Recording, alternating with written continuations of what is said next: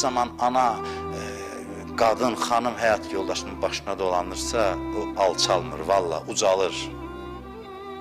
Qorxur adam belə şeylər danışmaq, bir dənə feminist çıxacaq deyəcək, nə oldu bu bunun? Yox, özü xoşbəxt olur o müddət. Kişidə mənfi xüsusiyyət də varsa, başına dolan, onu da tərbiyə edəcəksin. Həyat yoldaşının həm də bir analıq xüsusiyyəti var kişinin üzərində. Həyat yoldaşının, qadının hökmranlığı var. Mərhəmətlə elə təsir eləyə bilər ki, kişi mum kimi əriyər onun qabağında.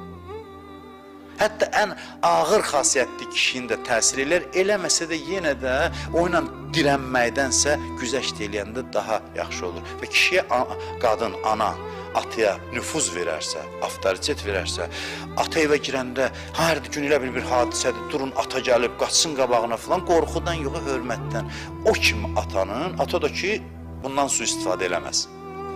Kişi də bundan sui-istifadə eləməsin, fironluq eləsin. Yox, kişi də məhəbbət göstərsin. Bax, belə kişinin evdə məhəbbət göstərməyi qız uşağına müsbətdə. Yox, qürursuz kişinin ayağı altı olan, üzr istəyirəm ifadəmə görə, kişinin sevgisinin də o qədər təsiri yoxdur.